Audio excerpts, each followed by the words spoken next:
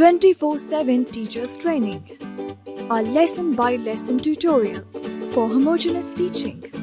We are an EdTech textbook publishers.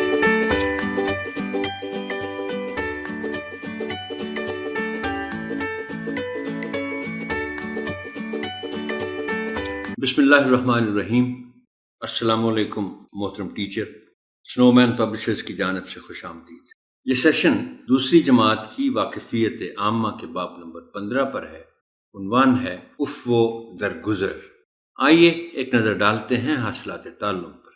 इस बाब के इख्तिताम पर तलबा इस काबिल हो जाएंगे कि जान सकें कि उनके कौलो फ़ेल से दूसरों और दूसरों के कौलो फ़ेल से उन्हें तकलीफ पहुंच सकती है, जैसे झूठ बोलना, दूसरों को धोखा देना, तज़हीक आमेज अल्फाज का इस्तेमाल वगैरह। समझ सकें कि सीखने के अमल में गलतियों का होना मुमकिन है, इस पर शर्मिंदा होना या किसी का मजाक उड़ाना मुनासिब नहीं। जान सकें कि दूसरों का मजाक उड़ाना ज़हनी दबाव और तकलीफ का सबब बन सकता है। इन निकात की शिनाख्त कर सकें जिनसे दूसरों की तकलीफ दूर हो सके, जैसा कि मुआफ़ी मांगना, गलती का एतराफ़ करना, उनके लिए कुछ अच्छा करना, और शिनाख्त कर सकें कि जब लोग गलती पर मुआफ़ी मांगें तो उन्हें दरगुज़र कर देना चाहिए। बच्चों को बाब के उन्वान तक ले जाने के लिए और उनकी किताबें खुलवाने से पहले आप एक मौजू तमहीद उठाएंगे, बाब के उन्वान का ऐलान करेंगे और फिर किताबें खुलवाएंगे। तमहीद उठाने के लिए दर्ज झैल निकात पेश है, ताहम यह हर्फ आखिर नहीं है। बेहतर से बेहतर तमहीद के लिए आपकी फिक्री जुस्तजू जारी रहनी चाहिए। बच्चों से दर्ज झैल सवालात पूछें। कोई बच्चा अगर गलती से आपसे टकरा जाए तो आप क्या करेंगे? अब देखिए, ये बड़ा दिलचस्प सवाल है मोहतरम टीचर। बच्चे इस पे मेरा ख्याल है कि कुछ देर के लिए शायद तवक्कुफ करें, खामोशी इख्तियार करें और सोचें कि अच्छा, मुझसे कोई बच्चा टकरा जाए तो मैं क्या करूँगा। हो सकता है वो मुख्तलिफ जवाबात दें। अब यहाँ इस स्टेज पर आप अपनी तरफ से बेशक कुछ ना कहें और अगले सवाल पर आ जाएं कि कोई बच्चा अगर आपको खेलते हुए जानबूझकर धक्का दे दे तो आप क्या करेंगे। इसके भी मुख्तलिफ जवाब आ सकते हैं। फिर है कि कोई बच्चा अगर आपको गाली दे तो आप क्या करेंगे। अब इन सवालात के आपने बच्चों से सिर्फ जवाबात लेने हैं और फिलहाल आपने अपनी तरफ से कोई बात नहीं करनी। और आखिरी सवाल है कि आपके साथ कोई भी किसी किस्म की ज्यादती करे तो आपके ख्याल में बदला लेना बेहतर है या नजरअंदाज करना और मुआफ करना। अब इन सवालात के जब आप जवाबात ले लें बच्चों से तो फिर आप उन्हें कहें और बच्चों को बताएं कि उनका अगला बाब उफ़ वो दरगुज़र के बारे में है, और यहीं उन्हें, चूंकि ये उन्वान है बाब का, तो यहीं उन्हें मानी भी बता दें, और वो ये कि उफ़ के मानी है मुआफ़ करना। और बल्कि ये जो लफ्ज़ है उफ़, इसकी आपको कुछ मश्क भी शायद करवाना पड़े, बच्चे इसको सही अदा करना सीख जाए। उफ़ के मानी है मुआफ़ करना और दरगुज़र के मानी है नज़रअंदाज करना। बच्चों को इस बात के दर्ज झैल मशमूलात से आगाह करें। उफ़ दरगुज़र के मानी और इस्लाम में इसकी तलकीन, ये आप बच्चों को बताएंगे कि बच्चों इस बाब में आप उफ़ दरगुज़र के तफसील के साथ मानी जानेंगे और ये भी आप पढ़ेंगे और जानेंगे कि हमारे मजहब इस्लाम में इसकी ख़ास तौर पर नसीहत की गई है, ये कहा गया है, हुक्म दिया गया है। फिर आप बताएंगे बच्चों को कि इसमें आप नबी अकरम सल्लल्लाहु अलैहि वसल्लम के उफ़ व दरगुज़र का एक वाक़या पढ़ेंगे और फिर अच्छे अखलाक के बारे में पढ़ेंगे इस बाब में। अब हम आते हैं फरहंगे अल्फाज व मानी की तरफ। नज़रअंदाज करना, इसका मतलब है तवज्जो न करना, پھر وہی بات ہے محترم ٹیچر کے نظر انداز کرنے کے جو معنی ہیں، جو اس کا مفہوم ہے، اس کو صحیح طور پر یہ الفاظ جو ہیں توجہ نہ کرنا، یہ واضح نہیں کرتے۔ لہٰذا آپ کو اس کی تفصیل بتانا پڑے گی کہ اگر آپ کے ساتھ کوئی اچھا سلوک نہیں کرتا، آپ کے ساتھ کوئی زیادتی کرتا ہے، تو اس کو سنجیدگی سے نہ لیں، اس کا جواب نہ دیں۔ یہ ہوتا ہے نظر انداز کرنا۔ ان کو آپ بتا سکتے ہیں کہ مثال کے طور پر آپ کے ساتھ کوئی بدسلوکی کرتا ہے، ہلکی سی کوئی گالی دے دیتا ہے، تو ایک طریقہ تو یہ ہے کہ آپ اس کے جواب میں گالی دیں، لیکن بہتر ہے کہ اس کو نظر انداز کر دیا جائے۔ اور نظر انداز کرنے کا طریقہ کیا ہے کہ آپ نے گالی سنی، آپ آگے بڑھ جائیں، چھوڑ دیں اس کو۔ تعلیمات، یہ لفظ تعلیم کی جمع ہے اور اس کے معنی ہے تعلیم کے بتانا اور سکھانا۔ رحیم، رحم کرنے والا، اللہ کے ناموں میں سے ایک اور اللہ کی ایک صفت، رحم کرتا ہے۔ غزوہ، وہ جنگ جس میں رسول اکرم صلی اللہ علیہ وآلہ وسلم شریک ہوئے، وہ غزوہ کہلاتا ہے۔ کفار، کافر کی جمع، قول و فعل، باتیں اور کام یا چال چلن، لیکن یہ زیادہ ضروری ہے بچوں کو بتانا۔ آپ انہیں یہ دو الفاظ سے مل کر ایک مرکب لفظ بنا ہے، تو آپ انہیں بتائیں گے کہ بچوں، قول کے معنی ہے بات کرنا یا کی گئی بات، اور فعل کے معنی ہے کام، اخلاق، عادات، اچھی عادات۔ اب ہم آتے ہیں متن سے متعلق تشریحات کی طرف۔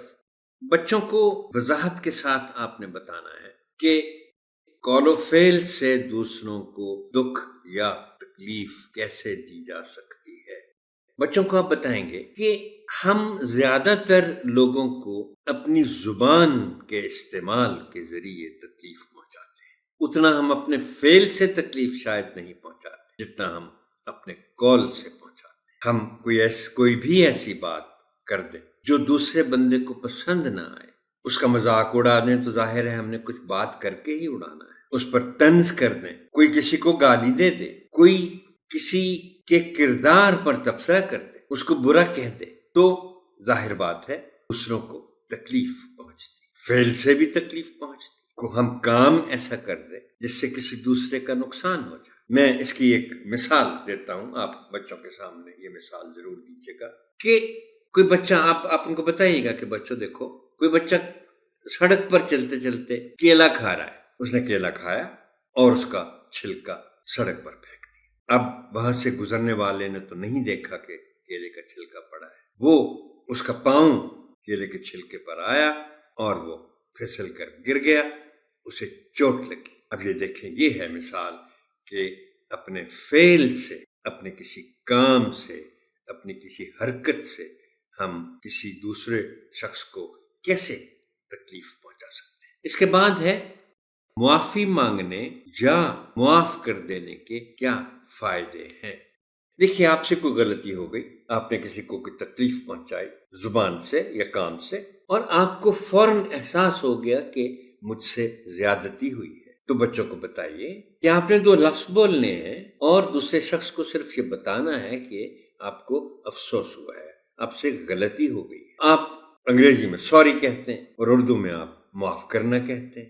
اب دیکھیے، آپ ذرا بچوں کو یہ بات بتائیے گا کہ آپ سے غلطی ہوئی، آپ سے کوئی زیادتی ہوئی، تو دوسرے بندے کو غصہ تو آیا ہوگا، لیکن جو ہی آپ بچوں کو بتائیے کہ اب وہ ذرا غور کریں، مشاہدہ کریں اس بات کا کہ جو ہی آپ نے لفظ سوری بولا، معاف کرنا بولا، یا بولا کہ میں معافی چاہتا، تو دو تین لفظ بولنے کے نتیجے میں وہ شخص جس کو غصہ آیا تھا وہ فوراً تبدیل ہو گیا، اس کا غصہ غائب ہو گیا، اور نہ صرف غائب ہوا بلکہ وہ آپ کی طرف شاید تعریفی نظروں سے دیکھے گا کہ یار یہ اچھا بندہ ہے۔ اسی طرح معاف کر دینے کے فائدے، آپ نے اگر اس کو معاف کر دیا، دیکھیں کسی سے کوئی غلطی ہو گئی آپ کے معاملے میں اور اس نے سوری کہا یا معافی مانگی آپ سے، اور آپ نے اس کو معاف کر دیا، صرف دل میں معاف نہیں کیا، آپ نے اس کو کہہ بھی دیا کوئی بات نہیں، ہو جاتی ہے غلط، اور جب آپ نے باقاعدہ معاف کر دینے کا اعلان کر دیا تو وہ شخص آپ کے بارے میں اچھا سوچے گا، یار دیکھو اس نے غصہ نہیں کیا، میں نے معافی مانگی، اس نے معاف کر دیا فوراً۔ اس کے بعد ہے کہ کسی کی غلطیوں یا کمزوریوں کا مذاق نہیں اڑانا چاہیے۔ کیوں؟ آپ بچوں کو بتائیں گے، دیکھو بچوں، ہم سب کو اللہ تعالیٰ نے پیدا کیا، اور اس سے پہلے بچے پڑھ بھی چکے ہیں کہ ہمیں سب کا احترام کرنا چاہیے، بغیر یہ سوچے کہ اس کا معاشرے میں مرتبہ کیا ہے، اس کا درجہ کیا ہے، وہ چاہے کوئی خاکروب ہو یا گھر میں کام کرنے والی آیا ہو، ہمیں سب کا احترام کرنا۔ اور غلطیاں کس سے نہیں ہوتی، کمزوریاں کس میں نہیں ہوتی، بچوں کو بتائیے گا۔ ہم اگر کسی کا مذاق اڑائیں گے تو اس کو دکھ پہنچے گا، اس کو تکلیف، اور باقی باتیں ساری ایک طرف، ایک تو یہ کہ وہ آپ کے بارے میں اچھا نہیں سوچ رہا ہوگا، لیکن ان سب باتوں کے علاوہ جو سب سے بڑی بات یہ ہے، آپ بچوں کو بتائیں گے کہ اللہ تعالیٰ یہ بالکل پسند نہیں کرتے کہ ہم کسی کی غلطیوں یا کسی کی کمزوریوں کا مذاق اڑائیں۔ ہم آتے ہیں سرگرمیوں اور عملی کام کی طرف۔ ایک سرگرمی ہے صفحہ نمبر 109 پر، حاصلات تعلم ہیں متعلقہ نمبر 3 اور 4۔ یہ دل کی شکل بنانا ہے بچوں نے، پھر اس کو ٹکڑوں میں کاٹنا ہے، پھر دوبارہ جوڑنے کی کوشش کرنا ہے، اور اس سے نتیجہ یہ اخذ کرنا مقصود ہے کہ معافی مانگنے سے کس طرح ہمیں دلی سکون اور اطمینان ملتا ہے۔ یہ اس کے کچھ مراحل ہیں، وہ سارے دیے ہوئے ہیں۔ اس سرگرمی کے لیے بچوں کو آپ پہلے ضروری ہدایات دیں گے، پھر چند منتخب بچوں سے سرگرمی کروائیں گے اور اس سرگرمی کی نگرانی کریں گے، پھر سرگرمی سے نتائج اخذ کر کے طلباء کو بتائیں گے، اور نتائج میں سب سے جو اہم نتیجہ اخذ کر کے آپ بتائیں گے طلباء کو وہ یہی ہے کہ کسی کو تکلیف نہیں پہنچانی چاہیے، کسی کا مذاق نہیں اڑانا چاہیے، کسی کا دل نہیں توڑنا چاہیے۔ اس کے بعد ہے صفحہ نمبر 110 پر ایک سرگرمی، اور یہ آخر میں صفحہ نمبر 110 کے غلطی کی معافی مانگنے یا کسی کو معاف کرنے کے واقعات، یہ اس کے متعلقہ حاصلات تعلم ہیں 4 اور 5۔ طلباء سے ان کی زندگی کا کوئی واقعہ پوچھیں جس میں انہوں نے کسی سے اپنی غلطی کی معافی مانگی ہو یا کسی کو معاف کیا ہو۔ آپ طلباء کی حوصلہ افزائی کریں گے تاکہ وہ آگے آ کے زندگی میں سے اس طرح کے واقعات بیان کر سکیں، لیکن اس میں آپ بچوں کو بتائیں گے کہ کوئی معمولی سے معمولی واقعہ بھی ہو تو وہ بیان کر سکتے ہیں۔ واقعات بتانے والوں کو شاباش دیں اور خود بھی اپنا کوئی واقعہ بیان کریں، بلکہ جیسے میں نے محترم ٹیچر تجویز کیا ہے کہ ابتدا آپ خود کریں تو بہتر ہو۔ آپ بچوں کو بتائیں کہ بھئی آپ تیاری کریں، آپ نے اس طرح کے واقعات بتانے ہیں باقی جماعت کو، لیکن سب سے پہلے میں آپ سے اپنی زندگی میں سے کوئی واقعہ بیان کروں گا یا کروں گا۔ جیسے لکھا ہے کہ سرگرمی کے بعد اختتامی کلمات ضرور کہیں۔ محترم ٹیچر، یہ سیشن یہاں تک ہی، آپ کی سماعت کا شکریہ۔ اللہ حافظ ناصر۔